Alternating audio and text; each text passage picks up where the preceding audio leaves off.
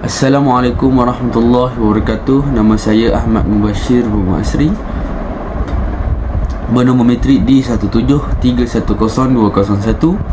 Hari ini saya akan membentangkan tentang tafsir surah Al-Fatihah.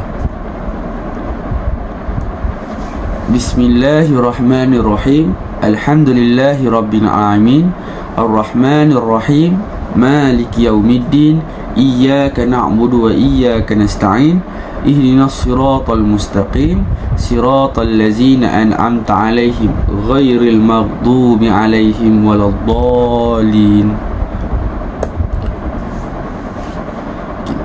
Latar belakang surah Al-Fatihah. Surah Al-Fatihah adalah surah yang pertama di dalam Quran. Ia bermaksud buka atau pembukaan.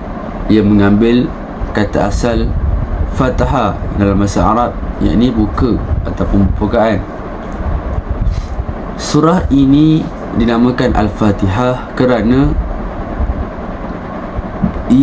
ianya adalah pembukaan kepada kitab Al-Quran secara tertulis, dan Al-Fatihah itu digunakan untuk pembukaan bacaan di dalam solat. Ia juga disebut Ummul Kitab As-Sabul Masani, yakni 7 ayat yang dibaca berulang-ulang, dan Al-Quranul Azim. Asbabun Nuzul.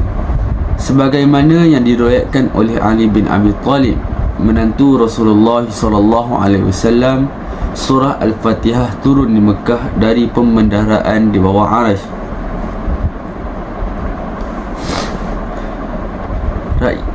Riwayat lain menyatakan Amar bin Saleh bertutur kepada kami, ayahku bertutur kepadaku, dari Al-Kalbi, dari Abu Saleh, dari Ibnu Abbas. Ia berkata, Nabi berdiri di Mekah lalu beliau membaca dengan menyebut nama Allah yang Maha Pemurah lagi Maha Penyayang. Segala puji bagi Allah Tuhan semesta alam. Kemudian orang-orang Quraisy mengatakan, semoga Allah menghancurkan mulutmu, ataupun kalimat yang seakan dengannya. Dari Abu Hurairah, ia berkata, Rasulullah SAW bersabda saat Ubay bin Ka'ab membacakan Ummul Quran kepada beliau, demi zat yang jiwaku ada di tangannya, Allah tidak akan menurunkan semisal surah ini di dalam Taurat, Injil, Zabur dan Al-Quran. Sesungguhnya surah ini adalah As-Sabul Masani, 7 kalimat pujian, dan Al-Quranul Azim yang diberikan kepadaku. Bismillahirrahmanirrahim. Assalamualaikum warahmatullahi wabarakatuh. Nama saya Muhammad Adil Farhi bin Ali Rahman, nombor metrik D20112511. Hari ini saya akan berkongsi sedikit sebanyak tentang penterjemahan surah Al-Fatihah dan setiap makna di sebalik ayat-ayat dalam surah Al-Fatihah. Mungkin orang rasa macam surah Al-Fatihah ni surah yang basic, surah yang semua orang hafal. Of course semua orang hafal, tapi adakah semua orang tahu makna di sebalik surah Al-Fatihah dan setiap ayat yang dibaca itu? Kita mulakan dengan Bismillahirrahmanirrahim, yang bermaksud dengan nama Allah yang Maha Pengasih lagi Maha Penyayang. Jikalau mengikut ahli Nahu, ba bermaksud dengan, atau dalam bahasa Arabnya ia tergolong dalam huruf jar. Huruf jar adalah huruf yang harus disandarkan dengan sesuatu. Di sini ba disandarkan dengan isim Allah, dengan nama Allah, jadilah Bismillah. Disambung pula dengan Ar-Rahman dan Ar-Rahim.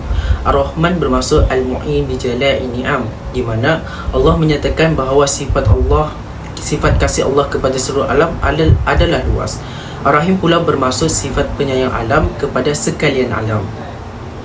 Selain daripada itu, jika kita mengamalkan penggunaan Bismillahirrahmanirrahim dalam setiap perbuatan dalam kehidupan seharian kita, setiap perbuatan itu akan didatangkan dengan barakah. Kalau kita tidak menggunakan Bismillahirrahmanirrahim untuk melaksanakan setiap perbuatan harian kita, maka perbuatan itu akan menjadi sia-sia dan ianya tidak didatangkan dengan barakah. Ayat yang kedua, Alhamdulillahirrabbilalamin, yang bermaksud segala puji bagi Allah, Tuhan yang memelihara dan mentadbir sekalian alam. Alhamdu bermaksud segala puji, puji-pujian. Ia berasal dari perkataan hamid, di mana hamid pula bermaksud satu kata-kata yang cantik, satu kata-kata pujian. Al bermaksud seluruh atau segala. Di sini ingin menyampaikan segala puji-pujian. Lillah bermaksud kepada Allah. Dalam bahasa Arab ia dipanggil lafzul zalalah, di mana ia bermaksud Allah itu sendiri. Tuhan ingin menyampaikan Alhamdulillah bermaksud kita ingin berterima kasih dan memuji Allah SWT atas semua kurniaannya kepada kita di muka bumi ini. Alhamdulillah, segala puji-pujian bagi Allah hanya kepada Allah sahaja. Sebab apa kita nak ucap terima kasih? Sebab tu Allah turunkan Rabbil Alamin. Rabb itu bermaksud segala benda yang ada dalam muka bumi ini adalah dicipta olehnya. Rabb itu melambangkan dia adalah Tuhan yang memiliki segala-galanya. Alamin pula bermaksud alam. Alhamdulillahirabbil alamin. Segala puji-pujian bagi Allah, Tuhan pencipta seluruh alam. So dapat difahami di sini kita ingin berterima kasih kepada Allah atas segala yang Dia telah ciptakan untuk kita. Maka jadilah alhamdulillahirabbil alamin.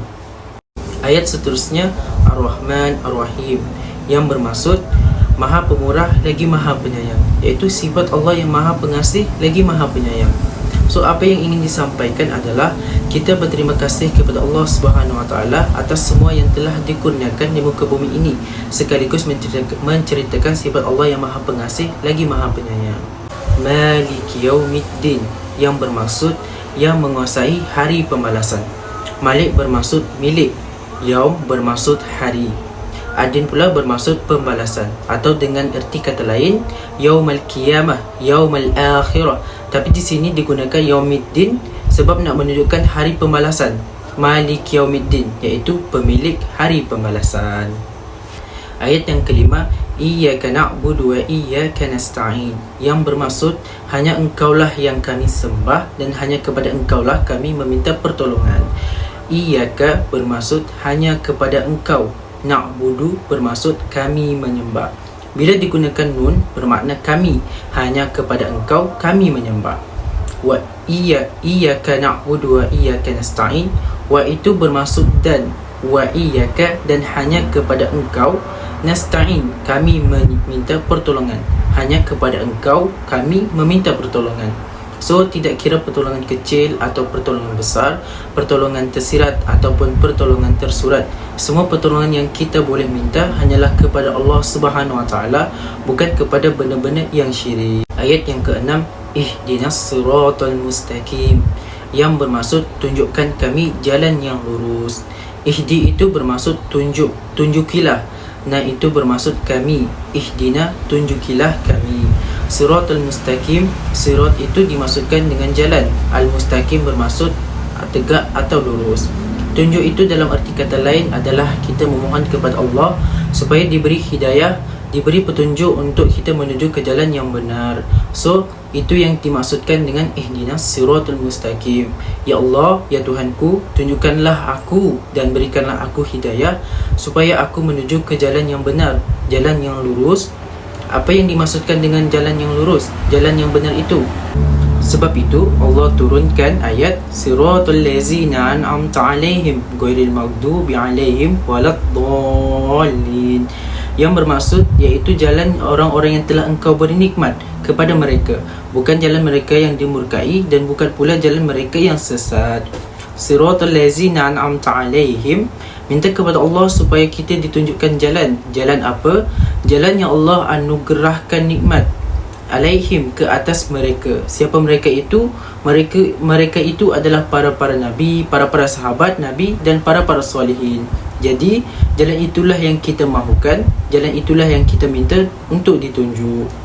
Ghairil maghdubi, ghairil itu bermaksud bukan, maghdubi pula bermaksud bukan mereka yang dimurkai. Yang dimurkai adalah orang-orang Yahudi, alaihim atas mereka. Atas mereka yang kali ini adalah orang-orang Yahudi.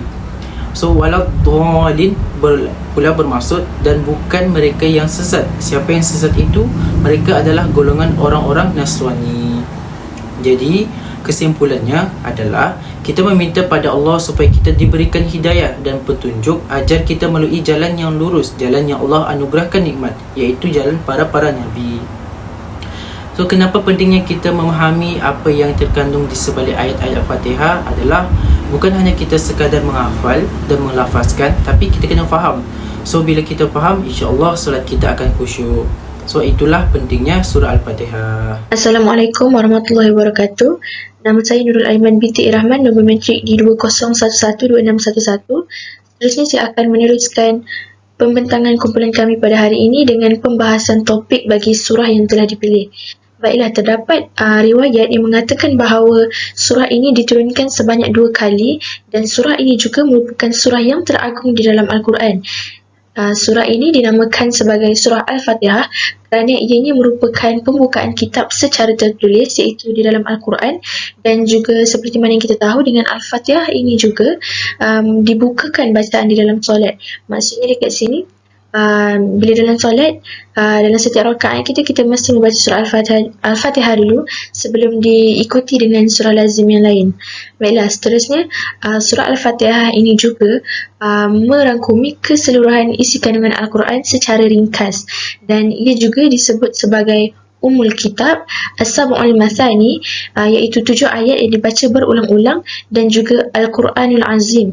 Dan 7 ayat di dalam surah ini juga merujuk kepada 7 langit yang telah pun diciptakan oleh Allah. Dan seterusnya basmalah di dalam surah Al-Fatihah ini, ayat pertama Bismillahirrahmanirrahim. Basmalah ini merujuk kepada asma Allah yang maha agung, iaitu Al-Ismul Azam, iaitu Allah lah. Kemudian dalam surah Al-Fatihah ni juga apa yang kita dapat pelajari adalah kita mendahulukan sesuatu dengan basmalah dalam setiap urusan dapat memberi kebaikan dan juga memiliki fadilat kerana kita mengutamakan asma dan juga kebesaran Allah. Maksudnya dekat sini, dalam setiap perbuatan ataupun perlakuan kita, contohnya kalau macam kita nak, macam sekarang ni kita nak presentation ataupun kita nak ada kerja yang kita perlu buat, yang kita perlu laksanakan, kita perlu tunaikan sebagai manusia, sebagai anak, sebagai pelajar. Jadi kita disarankan untuk memulakan sesuatu perkara yang kita buat, walhal hendak melangkah kaki sekalipun, kita disarankan untuk memulakan dengan perkataan basmalah, iaitu Bismillahirrahmanirrahim. Kerana dengan perkataan Bismillah yang kita sebutkan itu menunjukkan bahawa kita telah mengutamakan Allah dalam setiap apapun perbuatan yang kita lakukan.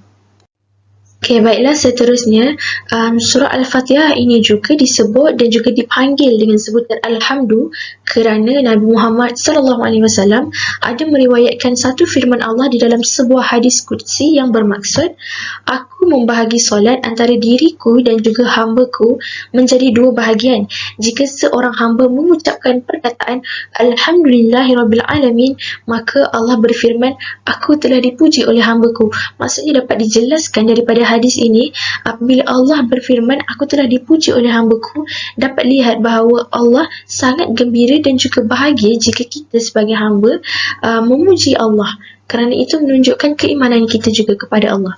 Dan seterusnya surah ini juga dipanggil dengan perkataan as-salah kerana Al-Fatihah itu adalah sebagai syarat sah solat. Seperti yang kita tahu, jika kita meninggalkan surah Al-Fatihah dalam setiap rakaat solat kita, maka solat itu akan terbatal kerana Al-Fatihah itu sendiri adalah merupakan salah satu daripada syarat sah solat.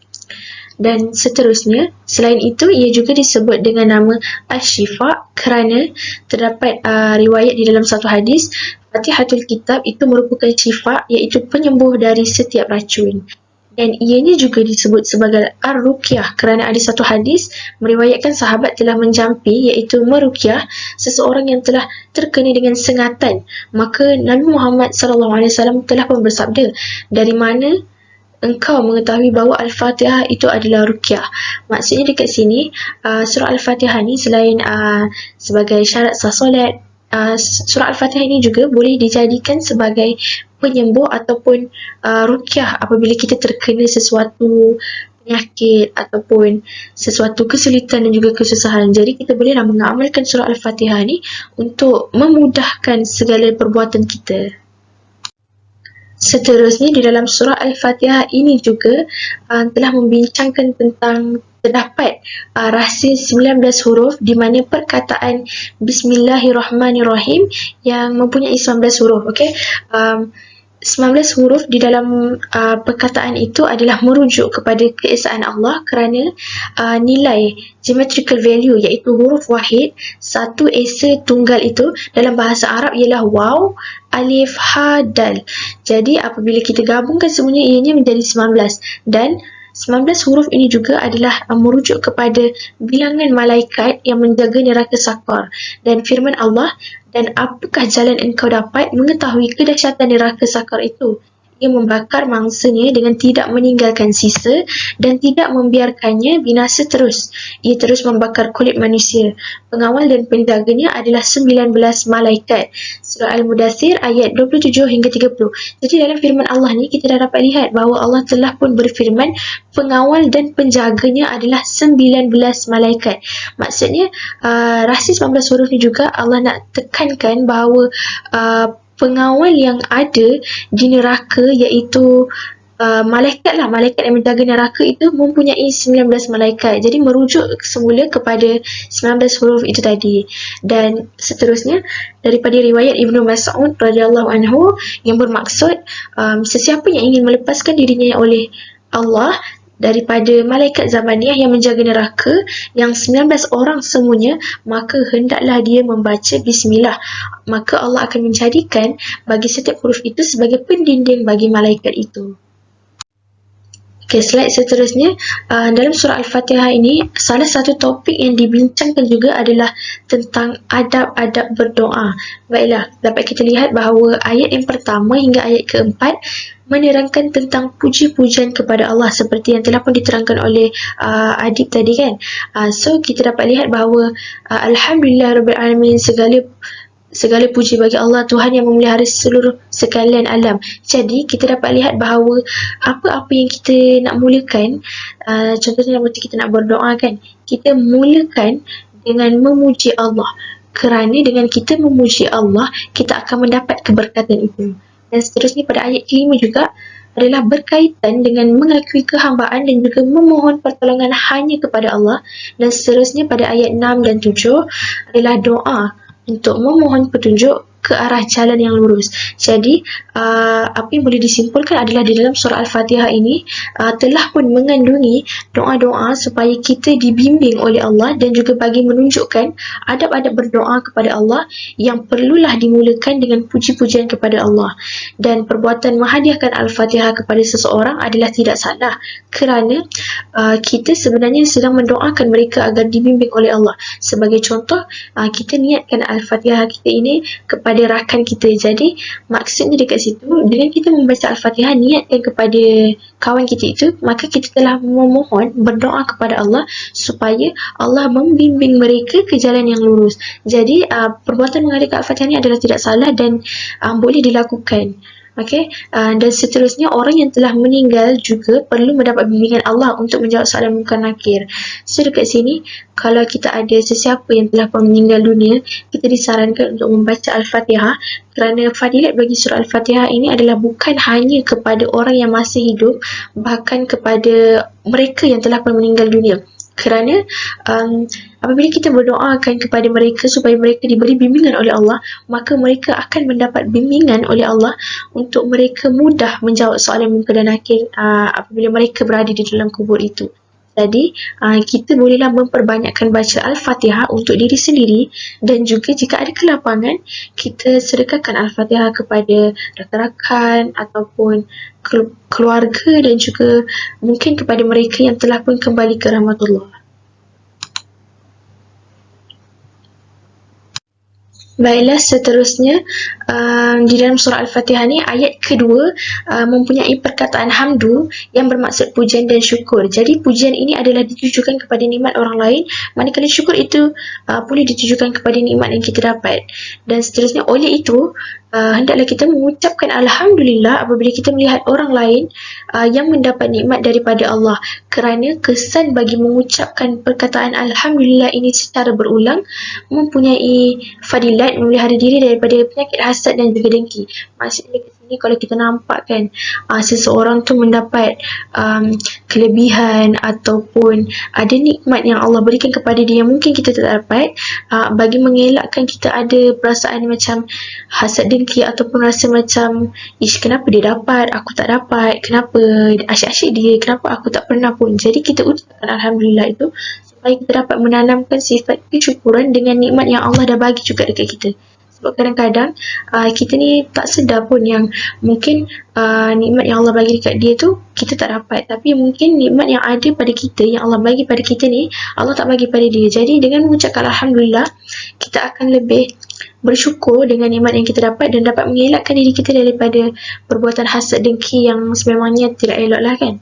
Jadi yang seterusnya, menurut Buya Hamka di dalam Tafsir Al-Azhar, Fadilat menyebut ayat ke-6 surah Al-Fatihah iaitu ihdinas siratal mustaqim adalah 4. Ada 4, okey. Contohnya yang pertama al-irsyad, iaitu mendapat kecerdikan ataupun kecerdasan untuk memilih perkara yang hak dan bukannya yang batil. Yang kedua adalah at-taufiq, di mana diberi yang bersesuaian dengan apa yang direncanakan oleh Allah. Al-ilham, diberi petunjuk agar dapat mengatasi sesuatu perkara yang sulit ataupun sukar. Dan juga ad-dilalah, diberikan petunjuk dan juga tanda-tanda tempat yang berbahaya. Jadi dapatlah kita lihat bahawa terlalu banyak kelebihan dan juga fadilat apabila kita membaca surah Al-Fatihah ni, kerana kita akan nampak ataupun kita akan diberi petunjuk dalam sesuatu perkara yang mungkin sulit bagi kita. Dan mungkin contohlah kalau macam kita mempunyai apa-apa masalah sekalipun kan, kita boleh je nak baca surah Al-Fatihah ni, kerana dalam surah Al-Fatihah ni memang dah menunjukkan yang ada banyak sangat fadilat. So kita boleh baca macam yang kita sebut tadi kan, at-taufiq, diberi yang bersesuaian dengan apa yang direncanakan oleh Allah.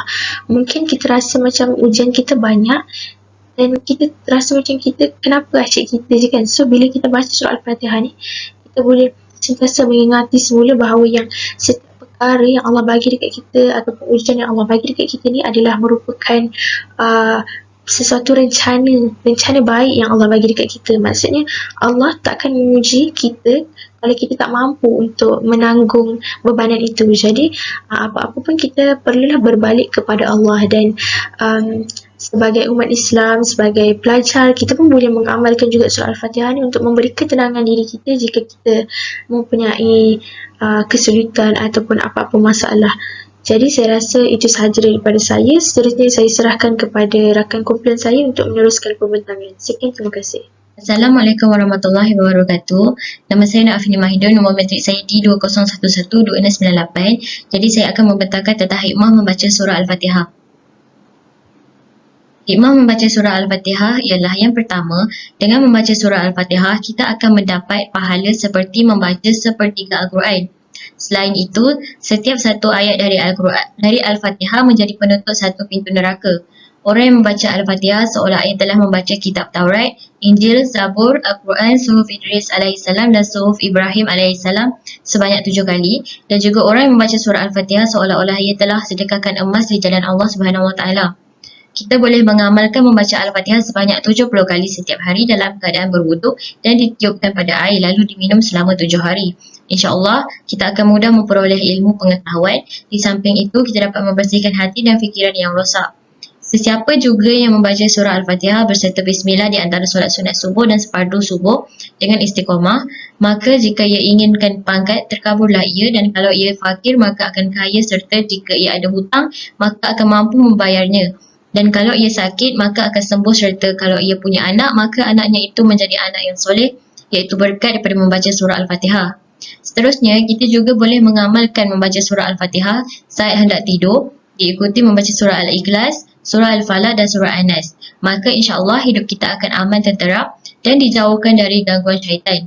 Sesiapa juga yang mengamalkan bacaan surah Al-Fatihah sebanyak 20 kali setiap selesai waktu solat fardu 5 waktu, maka Allah Subhanahu Wa Taala akan meluaskan rezekinya, memperbaiki akhlaknya, dipermudahkan urusannya, menghilangkan kesusahannya, dianugerahkan apa yang diimpikan, dapat berbagai berkat dan kemuliaan, menjadikan ia berwibawa, berpangkat luhur, kehidupan yang baik, dan anak-anaknya pula terlindung dari kemudaratan dan kerosakan, serta dianugerahkan kebahagiaan dan sebagainya. untuk membuka pintu rezeki yang luas dan dipermudahkan segala urusan hidup serta terhindar dari segala kesulitan, kita boleh mengamalkan membaca Al-Fatihah sebanyak 41 kali saat makan sahur malam dan insya-Allah ianya akan dimakbulkan Allah Subhanahu Wa Taala. Setengah ulama juga menganjurkan membaca Al-Fatihah sebanyak 40 kali setiap kali selesai solat maghrib dan solat sunat, dan sama juga insya-Allah hajatnya akan dikabulkan. Akhir sekali, bagi sesiapa yang membaca surah Al-Fatihah 1 kali semasa hendak tidur, surah Al-Ikhlas sebanyak 3 kali dan surah Al-Falaq dan surah An-Nas 1 kali sebelum tidur, maka dia akan terpelihara dan selamat daripada segala perkara dan ancaman seperti mimpi buruk, gangguan syaitan, kecurian, kebakaran dan malapetaka selain daripada ajal. Seterusnya, saya akan menceritakan tentang pengajaran daripada membaca surah Al-Fatihah. Pujian kepada Allah. Dalam surah ini, Allah Subhanahu Wa Taala sendiri mengajar manusia dan sekalian makhluk bagaimana untuk memuji selayaknya kepada Maha Pencipta. Seorang hamba perlu memperbanyakkan pujian dan kesyukuran kepada penciptanya dengan segala nikmat dan kelebihan yang diberikan. Pujian ialah dengan menyebut-nyebut kebesaran ilahi, dan bersyukur ialah dengan menunjukkan terima kasih dengan melakukan ketaatan dan beribadat kepada Allah dengan segala anggotanya yang termampu. Oleh itu, kita dapati Nabi Muhammad SAW sebagai kekasih Allah sangat kuat melakukan ibadat dan ketaatan walaupun baginda telah pun mendapat tempat di sisi Allah Subhanahu Wa Taala kerana sentiasa mensyukuri segala nikmat besar yang Allah SAW kurniakan kepada baginda. Akhir sekali, kesimpulan surah Al-Fatihah ialah Al-Fatihah menjadi aspek terpenting untuk tujuan ibadah, rawatan, perlindungan dan juga untuk mendapat keberkatan di mana terdapat zikir dan tahmid yang terbaik buat manusia. Pengajaran Allah Subhanahu Wa Taala kepada para hamba ialah adab berdoa dan meminta pertolongan. Daripada hikmah surah Al-Fatihah yang disenaraikan, wajarlah kita sebagai manusia yang beragama Islam untuk menghayati kehebatan surah Al-Fatihah dan mengamalkan surah ini dalam kehidupan harian kita. Sekian, terima kasih daripada kumpulan kami.